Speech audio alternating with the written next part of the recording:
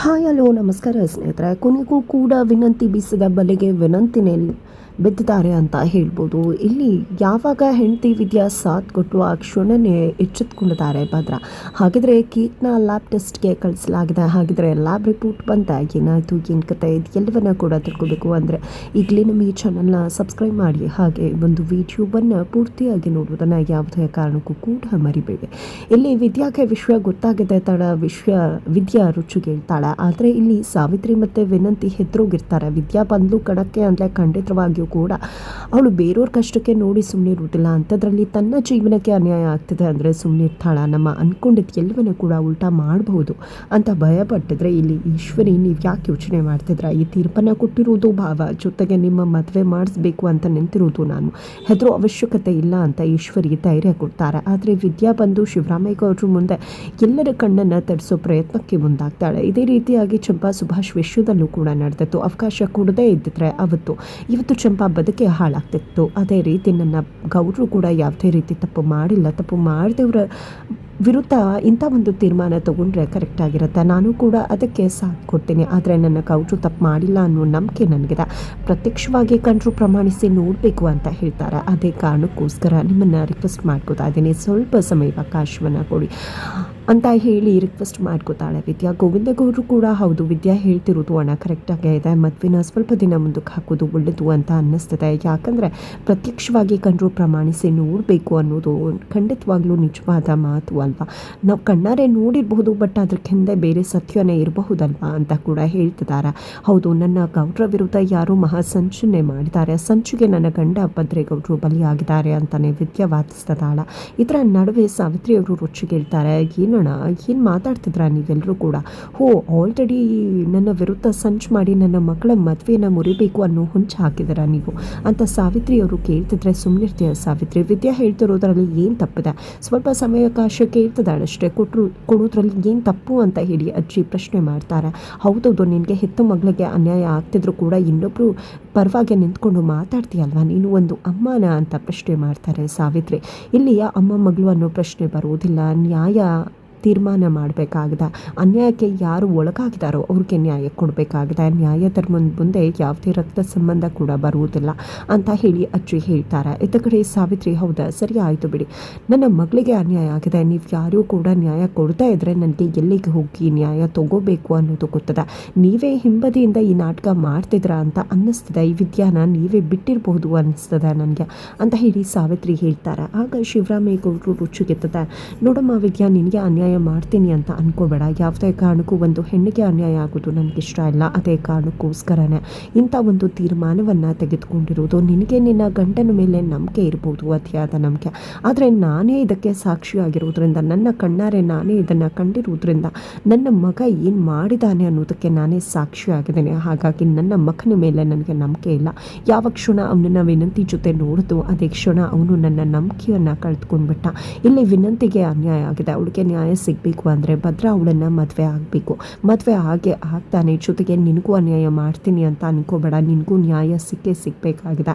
ಮದುವೆ ಆಗಲಿ ಇದೊಂದು, ಆ ನಂತರ ಏನು ತೀರ್ಮಾನ ಮಾಡಬೇಕು ಮಾಡೋಣ ಅಂತ ಹೇಳಿ ಶಿವರಾಮೇಗೌಡರು ಅಲ್ಲಿಂದ ಹೊರಟು ಬಿಡ್ತಾರೆ. ತದನಂತರ ಆಯ್ತ ಕಡೆ ಭದ್ರಾ ಮತ್ತು ಕ್ವಾಟ್ಲೆಗೌಡ ರೂಮಿಗೆ ಹೋಗ್ತಾರೆ. ಈ ಕಡೆ ಸಾವಿತ್ರಿ ಅವರು, ನೀನೇನೇ ಮಾಡಿದ್ರು ಈ ಮದುವೆನ ನಿಲ್ಸೋಕ್ಕಾಗಲ್ಲ ವಿದ್ಯಾ ಅಂತ ಕೂಡ ಹೇಳ್ತಾರೆ. ಇಲ್ಲಿ ಈಶ್ವರಿಯವರು ಪಾಪ ಗಂಡನ ಮೇಲೆ ಎಷ್ಟೊಂದು ಅತಿಯಾದ ನಂಬಿಕೆ. ನಿಜಕ್ಕೂ ನಿನ್ನ ಗಂಡನ ಮೇಲಿರೋ ನಂಬಿಕೆಗೆ ನಿನ್ನ ಮೆಚ್ಚಲೇಬೇಕು ಕಡೆ. ಎಷ್ಟು ನಂಬಿಕೆ ಇಟ್ಟಿದ್ಯಾ ನಿನ್ನ ಗಂಡನ ಮೇಲೆ. ಪಾಪ ಅದನ್ನು ರಿಯಲಿ ಆಗಿ ನೋಡ್ತಿದ್ರೆ ಖಂಡಿತ ನಿನ್ನ ಹೃದಯನೇ ಒಡೆದೋಗ್ತಿತ್ತು. ಅವತ್ತೇ ಹೃದಯ ಒಡೆದೋಗಿದ್ದಿದ್ರೆ ಒಳ್ಳೇದಾಗ್ತಿತ್ತು. ಯಾಕೆ ಹೇಳು, ಇನ್ನು ಜೀವನ ಪೂರ್ತಿ ಕೂಡ ನೀನು ದುಃಖದಲ್ಲೇ ಕಾಲ ಕಳಿಬೇಕಾಗಿದೆ ಅಲ್ವಾ. ಕಣ್ಣೀರಲ್ಲಿ ಕಾಲ ಕಳೆಯೋದಕ್ಕಿಂತ ಒಂದೇ ಬಾರಿ ನಿನ್ನ ಹೃದಯ ನಿಂತು ಹೋಗಿದ್ದಿದ್ರೆ ಒಳ್ಳೇದಿರ್ತಿತ್ತಲ್ವಾ ಅಂತ ಈಶ್ವರಿ ಕೂಡ ವಿದ್ಯಾನ ರೇಗಿಸಿ ಅಲ್ಲಿಂದ ಹೊರಡ್ತಾರೆ. ತದನಂತರ ಇಲ್ಲಿ ಭದ್ರಾ ರೂಮಿಗೆ ಬಂದಿದೆ. ಕ್ವಾಟ್ಲೆ ಜೊತೆ, ಇಲ್ಲ ಕಣ್ಣ ಕ್ವಾಟ್ಲೆ, ನಿಜಕ್ಕೂ ಏನೂ ಆಗದೆ. ನನ್ನ ಅಮ್ಮಿ ಹೇಳಿದಾಗ ನನ್ನಿಂದ ಯಾರೂ ಮಹಾ ಸಂಚನೆ ಮಾಡಿದ್ದಾರೆ. ಸಂಚಿಗೆ ನಾನು ಬಲಿಯಾಗಿದ್ದೀನಿ ಅಂತ ನನಗೀಗ ಅನ್ನಿಸ್ತಾ ಇದೆ. ನನ್ನ ಅಮ್ಮಿ ನನಗೆ ಧೈರ್ಯ ಕೊಟ್ಟ ಮೇಲೆ ನಿಜಕ್ಕೂ ನನಗೂ ಏನಾದರೂ ಮಾಡಬೇಕು ಅಂತ ಅನ್ನಿಸ್ತದೆ. ನಾನು ತಪ್ಪೇ ಮಾಡಿಲ್ಲ ಅಂದಮೇಲೆ ವಿನಂತಿ ಕುತ್ತಿಗೆಗೆ ನಾನು ಯಾಕೆ ತಾಳಿ ಕಟ್ಟಬೇಕು ಅಂತ ಹೇಳ್ತಿದ್ದಾರೆ ಭದ್ರ. ಆದ್ರೂ ಹಣ್ತಮ್ಮ, ನೀನು ನಿಜವಾಗ್ಲೂ ಕುಡ್ಕೊಂಡು ಬರ್ತಾ ಇದ್ದಿದ್ರೆ ಏನೋ ಹೇಳ್ಬೋದಿತ್ತು, ಆದರೆ ಕುಡಿದು ಬಂದಿದ್ಯಾ, ಈ ರೀತಿ ತಪ್ಪು ಅನಾಹುತ ಘಟಿಸಿರಬಹುದಲ್ವಾ ಅಂತ ಕ್ವಾಟ್ಲೆ ಹೇಳಿದಾಗ, ಇಲ್ಲ ಆ ರೀತಿ ಆಗಲಿಕ್ಕೆ ಮಾಡಲಿಕ್ಕೆ ಸಾಧ್ಯನೇ ಇಲ್ಲ. ನಾನು ಏನು ಇವತ್ತು ಕುಡಿತಾ ಇಲ್ಲ. ನಾನು ಕುಡಿದಾಗ ಪ್ರತಿ ಬಾರಿ ಕೂಡ ನಾನು ಬೇರೆಯವರ ರೂಮ್ಗೇನು ಹೋಗಿ ಕದ ತಟ್ಟುವುದಿಲ್ಲ. ನನ್ನ ರೂಮ್ಗೆ ನಾನು ಬರ್ತೀನಿ. ಆ ರೀತಿ ಇದ್ದಿದ್ರೂ ಕೂಡ ನಾನು ಯಾಕೆ ವಿನಂತಿ ರೂಮಿಗೆ ಹೋಗ್ತಿದ್ದೆ, ನನ್ನ ಅಮ್ಮಿ ಹತ್ರಕ್ಕೆ ಹೋಗ್ತಿದ್ದೆ ನಾನು ಅಂತ ಕೂಡ ಹೇಳ್ತಾರೆ ಇಲ್ಲಿ ಭದ್ರ. ಜೊತೆಗೆ ನಿಜ ಹೇಳಬೇಕು ಅಂದರೆ ನಾನು ಅವಳ ರೂಮಿಗೆ ಹೋಗಿರೋದಲ್ಲ, ವಿನಂತಿನೇ ನನ್ನ ರೂಮಿಗೆ ಬಂದಿತ್ತು ಅಂತ ಕೂಡ ಹೇಳ್ತಾರೆ. ಅವತ್ತು ಏನಾಯಿತು ಅನ್ನೋದನ್ನು ಮೊದಲು ಅಣ್ತಮ್ಮ ನೆನಪು ಮಾಡ್ಕೊ, ಆಗ ಮಾತ್ರ ನಾವು ಏನಾದರೂ ಮಾಡಲಿಕ್ಕೆ ಸಾಧ್ಯ ಅಂತ ಹೇಳಿ ಪಾಟ್ಲೆ ಹೇಳಿದಾಗ ನಿಜಕ್ಕೂ ಅವತ್ತು ಏನಾಯಿತು ಅನ್ನೋದನ್ನು ನೆನಪು ಮಾಡ್ಕೋತಾ ಇದ್ದೀನಿ. ಬಟ್ ಅಷ್ಟಾಗಿ ನೆನಪಾಗ್ತಿಲ್ಲ ಅಂತ ಹೇಳಿ ನೆನಪು ಮಾಡ್ಕೊಳ್ಳೋ ಪ್ರಯತ್ನಕ್ಕೆ ಮುಂದಾಗ್ತಾರೆ. ನಿಜ ಹೇಳಬೇಕು ಅಂದರೆ ಯಾವತ್ತೂ ಕೂಡ ವಿನಂತಿ ನನ್ನ ರೂಮಿಗೆ ಬಂದವಳೇ ಅಲ್ಲ ಬರ್ಡೇ ವಿಶ್ ಮಾಡೋದಕ್ಕೆ. ಆದರೆ ಫಸ್ಟ್ ಟೈಮ್ ಅವಳು ನನ್ನ ರೂಮಿಗೆ ಬಂದು ಇದನ್ನೆಲ್ಲ ನೋಡ್ತಿದ್ರೆ ಏನೂ ಪಿತೂರಿ ಮಾಡಿಕೊಂಡೇ ಬಂದಿದ್ರು ಅಂತ ಅನ್ನಿಸ್ತದೆ. ನನ್ನ ರೂಮಿಗೆ ಬಂದು ಕೇಕ್ ಕಟ್ ಮಾಡಿಸಿ ಕೇಕ್ ತಿನ್ನಿಸಿದ್ಲು. ತದನಂತರ ಯಾವತ್ತೂ ಹೊಗಳದೇ ಇರೋಳು ನನ್ನನ್ನು ಮತ್ತು ವಿದ್ಯಾನ ಹೊಗಳಿದ್ರು. ನಮ್ಮಿಬ್ರದ್ದು ಒಂದು ಒಳ್ಳೆ ಜೋಡಿ ಅಂತ ಕೂಡ ಹೇಳಿದ್ಲು.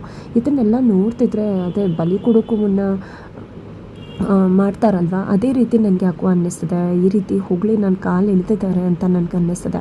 ಖಂಡಿತ ಏನೋ ಆಗಿದೆ ಇಲ್ಲಿ, ಬಟ್ ಏನಾಗಿದೆ ಅಂತ ಗೊತ್ತಾಗ್ತಿಲ್ಲ. ಅಲ್ಲಿವರೆಗೂ ನೆನಪಿದೆ. ತದನಂತರ ಏನಾಯಿತು ನನಗೆ ಮತ್ತೆ ಬಂದಾಗ ಆಯಿತು ಅಂತ ಹೇಳಿ ಭದ್ರ ಹೇಳ್ತಾರೆ. ಅಷ್ಟರಲ್ಲಿ ಅವರ ಕಣ್ಣಿಗೆ ಆ ಒಂದು ಕೇಕ್ ಬೀಳುತ್ತೆ. ಬಿಕಾಸ್ ಆ ಕೇಕ್ ಇನ್ನೂ ಕೂಡ ಅವ್ರದ್ದೇ ರೂಮಲ್ಲಿರುತ್ತೆ. ಅದೇ ಕಾರಣಕ್ಕೆ ಆ ಒಂದು ಕೇಕನ್ನು ತೆಗೆದುಕೊಂಡು ಬಂದಿದ್ದೆ. ನೋಡು ಭದ್ರ, ನೋಡು ಕ್ವಾಟ್ಲೆ, ಇದೇ ಕೇಕನ್ನು ಅವಳು ತೊಗೊಂಡು ಬಂದಿದ್ದು. ನನಗೆ ಯಾಕೋ ಇದರಲ್ಲಿ ಮತ್ತೆ ಬರೋ ಔಷಧಿನ ಮಿಕ್ಸ್ ಮಾಡಿದ್ದಾರೆ ಅಂತ ಅನ್ನಿಸ್ತದೆ. ಹಾಗಾಗಿ ಹೋಗ್ಬಿಟ್ಟು ಲ್ಯಾಬಲ್ಲಿ ಇದನ್ನು ಟೆಸ್ಟ್ ಮಾಡಿಸಿ ತೊಗೊಂಡು ಮತ್ತೆ ಬರೋ ಔಷಧಿನ ಮಿಕ್ಸ್ ಮಾಡಿದಾರೋ ಇಲ್ವೋ ಅಂತ ಗೊತ್ತಾದರೆ ಖಂಡಿತವಾಗ್ಲೂ ನಮ್ಮ ವಿರುದ್ಧ ಏನು ಸಂಚಾಗಿದೆ ಅನ್ನೋದು ಕೂಡ ತಿಳಿಯುತ್ತೆ. ತೊಗೊಂಡು ಹೋಗುವಂಥ ಕ್ವಾಟ್ಲೆ ಕೈಲಿ ಆ ಕೇಕನ್ನು ಕೊಟ್ಟು ಕಳಿಸ್ತಿದ್ದಾರೆ ಭದ್ರ. ತದನಂತರ ವಿದ್ಯಾ ಬಳಿಗೆ ಅಜ್ಜಿ ಮತ್ತು ಮೋನವ್ರು ಬರ್ತಾರೆ, ಚಂಪಾ ಕೂಡ ಬರ್ತಾರೆ. ಎಲ್ಲರೂ ಕೂಡ ಅರ್ಥ ಮಾಡಿಸೋಕೆ ವಿದ್ಯಾನ ಟ್ರೈ ಮಾಡ್ತಿದ್ದಾರೆ. ನಡೆದು ಹೋಗಿರುವ ಅನಾಹುತವನ್ನು ಬದಲಾಯಿಸೋದಕ್ಕೆ ಸಾಧ್ಯ ಅಲ್ಲ, ಅದಕ್ಕೆ ನಿಮ್ಮ ಮಾವ ಇಂಥ ತೀರ್ಮಾನ ತೊಗೊಂಡಿರೋದು ಅಂತ ಮೋನವ್ರು ಹೇಳ್ತಿದ್ರೆ. ಇಲ್ಲ, ನನ್ನ ಗಂಡನ ಮೇಲೆ ನನಗೆ ನಂಬಿಕೆ ಇದೆ. ನನ್ನ ಗಂಡ ಎಂದೂ ಕೂಡ ಇಂಥ ತಪ್ಪನ್ನು ಮಾಡೋದಕ್ಕೆ ಸಾಧ್ಯನೇ ಇಲ್ಲ. ಖಂಡಿತವಾಗ್ಲೂ ನಾನು ಬದುಕಿರುವಾಗಲೇ ವಿನಂತಿ ಅಕ್ಕನ ನನ್ನ ಗಂಡ ಮದುವೆ ಆಗೋದಕ್ಕೆ ಬಿಡುವುದಿಲ್ಲ. ನನ್ನ ಗಂಡನ ಬದುಕಲ್ಲಿ ಮತ್ತೊಬ್ಬರಿಗೆ ಅವಕಾಶ ಇಲ್ಲ. ನನ್ನ ಜೀವನದಲ್ಲಿ ನನ್ನ ಗಂಡನ ನಾನು ಇನ್ನೊಬ್ಬರ ಜೊತೆ ಹಂಚ್ಕೊಳ್ಳೋದಿಲ್ಲ ಅಂತ ವಿದ್ಯಾ ಹೇಳ್ತಾಳೆ. ಖಂಡಿತವಾಗ್ಲೂ ನಾನು ಸಾಬೀತು ಮಾಡ್ತೀನಿ ನನ್ನ ಗಂಡ ತಪ್ಪು ಮಾಡಿಲ್ಲ ಅನ್ನೋದನ್ನು ಅಂತ ವಿದ್ಯಾ ಹೇಳಿದಾಗ ಅಜ್ಜಿ ನನ್ನ ಸಾಥ್ ಕೂಡ ನಿನಗಿದೆ ಅಂತ ಹೇಳಿ ಅಲ್ಲಿಂದ ಹೊರಡ್ತಾರೆ. ಈ ಕಡೆ ವಿದ್ಯಾ ತನ್ನ ತಂದೆ ತಾಯಿಗೆ ಕಾಲ್ ಮಾಡಿದ್ದೆ, ನಡೆದಿರೋ ವಿಷಯವನ್ನು ತಿಳಿಸಿ ಅಪ್ಪಯ್ಯ ನೀನೇ ನನ್ನ ಬದುಕನ್ನು ಕಾಪಾಡಬೇಕು ಅಂತ ಹೇಳಿದಾಳೆ. ಇತ್ತ ಕಡೆ ಲ್ಯಾಬ್ ಟೆಸ್ಟ್ಗೆ ಅಂತ ಕೇಕನ್ನು ತೆಗೆದುಕೊಂಡು ಬಂದು ಕ್ವಾಟ್ಲೆ ಕೊಟ್ಟಿದ್ದಾರೆ. ಜಸ್ಟ್ ನನಗೆ ಇನ್ನೊಂದು ಗಂಟೆಲಿ ಬೇಕು ಅಂದಾಗ 1 ಗಂಟೆಲಿ ಕೊಡೋಕ್ಕಾಗೋದಿಲ್ಲ, 1 ದಿನದಲ್ಲಿ ಕೊಡಬಹುದು ಬೇಕಿದ್ರೆ ಅಂದಾಗ ಸರಿ ಆಯಿತು, ನನಗೆ 1 ದಿನದಲ್ಲಿ ಎಷ್ಟು ಬೇಕಾಗುತ್ತೋ ಅಷ್ಟು ಬೇಗ ಒಂದು ಕೇಕ್ ರಿಪೋರ್ಟ್ ಬೇಕು ಅಂತ ಕ್ವಾಟ್ಲೆ ಹೇಳ್ತಾರೆ. ಖಂಡಿತವಾಗ್ಲೂ ಕೊಡ್ತೀನಿ ಅಂತ ತಿಳಿಸ್ತಾರೆ. ನಂತರ ಮನೆಗೆ ಬರ್ತಾರೆ. ಮನೆಗೆ ಬರ್ತಿದ್ದಾಗೆ ಇಲ್ಲಿ ವಿದ್ಯಾ ತಂದೆ ತಾಯಿ ಕೂಡ ಬಂದು ಪ್ರಶ್ನೆ ಮಾಡ್ತಾರೆ. ಇದರಿಂದ ರುಚಿಗೆದ್ದಂಥ ಶಿವರಾಮೇಗೌಡರು ಪತ್ರವನ್ನು ತೆಗೆದು ಟೇಬಲ್ ಮೇಲೆ ಹಾಕಿದೆ. ಇಲ್ಲಿ ವಿನಂತಿ ಮತ್ತು ಭದ್ರನ ಮದುವೆಯನ್ನು ಒಪ್ಕೋಬೇಕಾಗುತ್ತೆ. ಒಪ್ಕೊಳ್ಳೋಕ್ಕಾಗಲಿಲ್ಲ ಅಂದರೆ ಡಿವೋರ್ಸ್ ತೊಗೊಂಡು ಹೋಗ್ಬೋದು. ನಂತರ ವಿನಂತಿ ಮತ್ತು ಭದ್ರನ ಮದುವೆ ಮಾಡಿಸ್ತೀನಿ ಅಂತ ತಿಳಿಸ್ತಾರೆ. ಇದರ ನಡುವೆ ಆ ಒಂದು ಕೇಕ್ ರಿಪೋರ್ಟ್ ಹೊರ ಬೀಳ್ತಿದ್ದಾಗೆ ವಿನಂತಿಯ ಹಾಗೆ ಸಾವಿತ್ರಿಯ ಕುತಂತ್ರ ಕೂಡ ಹೊರ ಬೀಳ್ತದೆ. ಹಾಗಿದ್ರೆ ಏನಾಗುತ್ತೆ ಮುಂದೆ ತಿಳ್ಕೋಬೇಕು ಅಂದರೆ ಮುಂದಿನ ವೀಡಿಯೋಗೆ ವೇಟ್ ಮಾಡೋದನ್ನು ಮರಿ